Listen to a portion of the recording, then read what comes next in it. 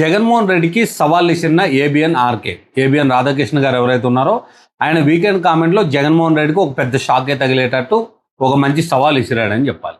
ఎందుకంటే ఒక 10 రోజుల కిందట జగన్మోహన్ రెడ్డికి సంబంధించినటువంటి సాక్షి దినపత్రికలో వచ్చిన ఒక ప్రత్యేకమైన ఆర్టికల్. ఏంటి ఆ ఆర్టికల్ అంటే, ఏబిఎన్ రాధాకృష్ణకు సంబంధించిన కొడుకు కూతురుకి మంచి అంటే మెయిన్ రోడ్లో ఉన్నటువంటి మెయిన్ బిట్లను అంటే కమర్షియల్గా ఉపయోగపడే బిట్లను వాళ్ళు లోపట ఏదో ఒక ఒప్పందం చేసుకొని లేదా ముఖ్యమంత్రికి దగ్గరగా ఉండడం వల్ల లోపల వాళ్ళు లాబియింగ్ చేసి ఈ ఫ్లాట్లు కొట్టేశారనే అంశం మీద వాళ్ళు ఒక ఆర్టికల్ రాసుకుంటూ వచ్చారు. అయితే ఆ ఆర్టికల్ రాసి 10 రోజులు అయినా సరే ఏబిఎన్ రాధాకృష్ణ దాని మీద ఎప్పుడు రెస్పాండ్ అవ్వలేదు.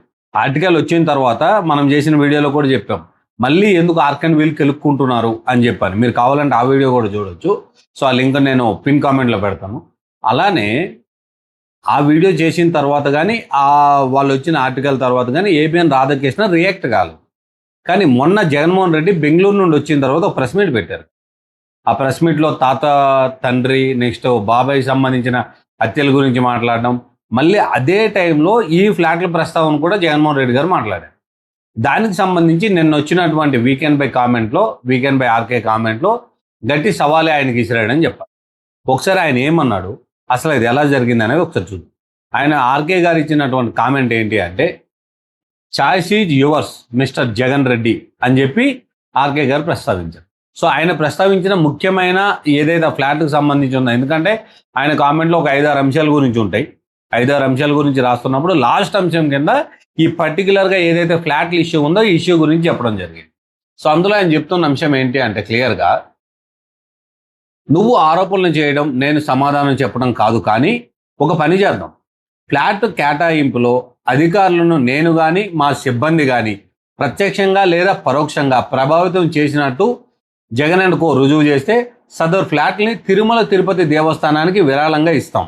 జగన్ అండ్ కో మాత్రమే కాదు, ఇతరులు ఎవరైనా మేము అనుచితంగా లబ్ధి పొందినట్టు రుజువు చేస్తే సదరు ఫ్లాట్ని వారికి ఉచితంగా ఇచ్చేస్తాం. మేము తప్పు చేసినట్టు లేదా ఆయుచిత ప్రయోజనం పొందినట్టు రుజువు చేస్తే సదరు ఫ్లాట్లు జగన్కి ఇవ్వడానికి మేము సిద్ధం.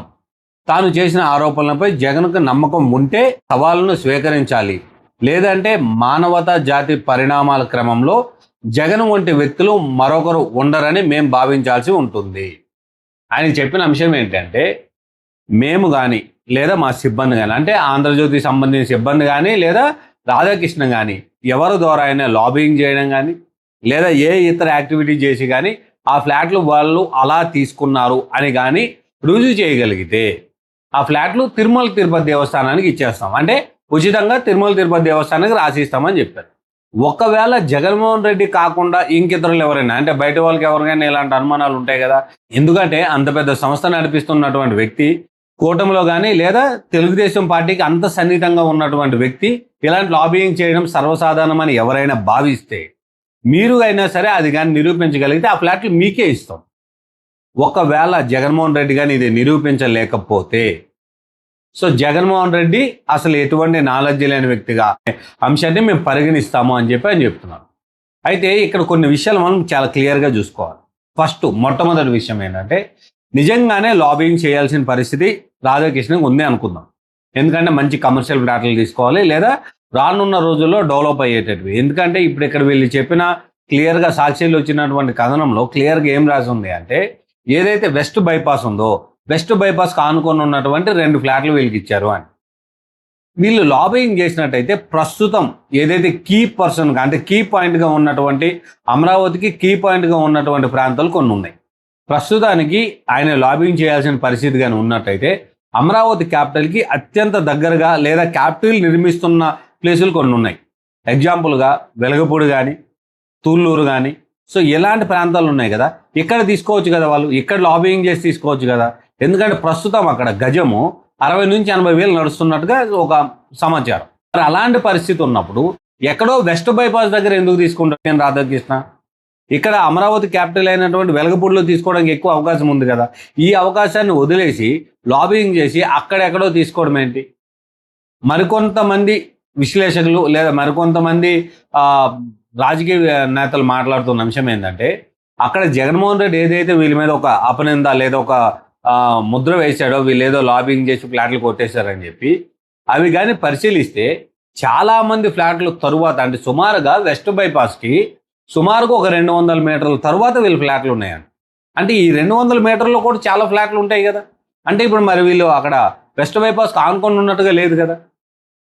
ఇలాంటి అంశాలని ఖచ్చితంగా Jaganmohan Reddy and co prove చేయగలిగితే, ఎందుకంటే ఆయన ఇచ్చిన సవాల్ని స్వీకరించండి, స్వీకరించలేకపోతే మీరు దద్దమ్మలుగా మేము పరిగణిస్తామని చెప్పి ఆయన చెప్తున్నాడు. సో ఈ విషయాన్ని ఖచ్చితంగా అటు సాక్షి మీడియా వాళ్ళు కానీ లేదా జగన్మోహన్ రెడ్డికి సంబంధించిన అనుచరులు కానీ జగన్మోహన్ రెడ్డి గారు కానీ ఈ సవాల్ని తీసుకొని అవి ప్రూవ్ చేయాలి. అంటే ఎక్కడ జగన్మోహన్ రెడ్డి గారికి సంబంధించి ఆయన అడిగిన అంశంలో క్లియర్గా ఒక అంశం ఉంది, ఏంటంటే మేము లాబియింగ్ చేశామని ప్రూవ్ చేయండి. అంటే లాటరీ ద్వారా వచ్చాయనేది వాళ్ళు స్టాండ్ తీసుకున్నారు. ఎవరు? ఏబిఎన్ రాధాకృష్ణ ఏం చెప్తున్నాడు అంటే మాకు లాటరీ ద్వారా వచ్చాయి, సో వచ్చినప్పుడు ఏ ఫ్లాట్లు వస్తే అవి తీసుకుంటాం కదా. సో అలా కాకుండా మేము లాబియింగ్ చేసినట్టుగా మేము కానీ మా సంస్థ ప్రతినిధులు కానీ అంటే ఏబిఎన్కి సంబంధించిన ఎవరైనా ఎంప్లాయీస్ కానీ ఎవరైనా సరే అక్కడ అధికారులతో లాబియింగ్ చేసి ఆ ఫ్లాట్లు తీసుకున్నట్టయితే మీరే అది ప్రూవ్ చేస్తే నేను తిరుమల దేవస్థానానికి నేను టీటీడీకి ఆ ఫ్లాట్లు ఉచితంగా రాసిస్తాను. ఒకవేళ ఇలాంటి అపోహ మరెవరికైనా ఉన్నా అంటే అక్కడ ఉన్న ప్రజలకు కానీ లేదా పార్టీకి సంబంధించిన నాయకులకి కార్యకర్తలకు ఎవరికైనా సరే ఇలాంటి అపోహ కానీ ఉంటే మీరైనా ప్రూవ్ చేయండి. మీరు ప్రూవ్ చేస్తే మీకే ఇస్తాను ఆ ఫ్లాట్లు అని చెప్తున్నాను. సో ఈ సవాల్ని ఖచ్చితంగా జగన్మోహన్ రెడ్డి తీసుకుంటాడా లేదా అనేది అయితే మనం చూడాలి. కానీ జగన్మోహన్ రెడ్డి ఊరికనే రాజకీయాల్లో ఏదో ఒకటి మాట్లాడాలి, లేదా ప్రెస్ మీట్లో ఏదో ఒక టాపిక్ గురించి మాట్లాడాలి, ఎక్కడో ఎవరి మీద ఒకరి మీద బట్టకాల్చి వేసేయాలి, లేదా వాళ్ళ మీద బురద జల్లేయాలి, ఇలాంటి కాన్సెప్ట్ దూరంలోనే వెళ్తారు. పక్కా ఇవన్నీ రుజువు చేయాల్సిన అంశం ఇప్పుడు వచ్చింది. సో ఆర్టికల్ వచ్చిన తర్వాత కూడా ఏబిఎన్ రాధాకృష్ణ దాని గురించి రియాక్ట్ కాలేదు. ఎందుకంటే ఆర్టికల్ వచ్చి కూడా సుమారుగా 10-15 రోజులు అవుతుంది. కానీ మళ్ళీ జగన్మోహన్ రెడ్డి పర్టికులర్గా జగన్మోహన్ రెడ్డి ఎప్పుడైతే ప్రెస్ మీట్లో ఈ విషయాన్ని ప్రస్తావన తీసుకొచ్చాడో అప్పుడు ఇంకా రియాక్ట్ కాకపోతే అది ఎక్కడైనా నిజమని చెప్పి జనాలు కూడా భావిస్తారనే అంశం మీద ఏబిఎన్ రాధాకృష్ణ రియాక్ట్ అయిన పరిస్థితి అయితే మనం చూస్తున్నాం. మరి జగన్మోహన్ రెడ్డి రానున్న రోజుల్లో ఈ సవాల్ని స్వీకరిస్తాడా లేదా అనే అంశం కూడా మనం చూడాలి. మీరేమనుకుంటున్నారు? రాధాకృష్ణ ఇచ్చినటువంటి సవాల్ని జగన్మోహన్ రెడ్డి స్వీకరిస్తాడా? స్వీకరించి నిజంగానే ఇది లాబీ జరిగింది, ఎందుకంటే ఆయన ఫ్లాట్లు లేవని చెప్పట్లేదు, ఫ్లాట్లు ఉన్నాయని అయితే చెప్తున్నాడు, కానీ లాబీ చేసి తీసుకున్నామనే అంశాన్ని ప్రూవ్ చేయమంటున్నారు. మరి ఈ చిన్న లాజిక్ని జగన్మోహన్ రెడ్డి మిస్ అయ్యాడా, లేకపోతే కావాలనే ఏదో ఒక చర్చ తీసుకురావాలి ఆంధ్ర రాష్ట్ర రాజకీయాల్లో కానీ ఇంకొక విషయంలో కానీ ఏదో ఒకటి హాట్ టాపిక్గా ఉండాలని చెప్పి ఏదో ఒక పని చేయాలి అనే ఉద్దేశంతో ఇలాంటి నిందలేస్తున్నారు? సో మీరేం భావిస్తున్నారో కామెంట్ చేయండి. Thank you.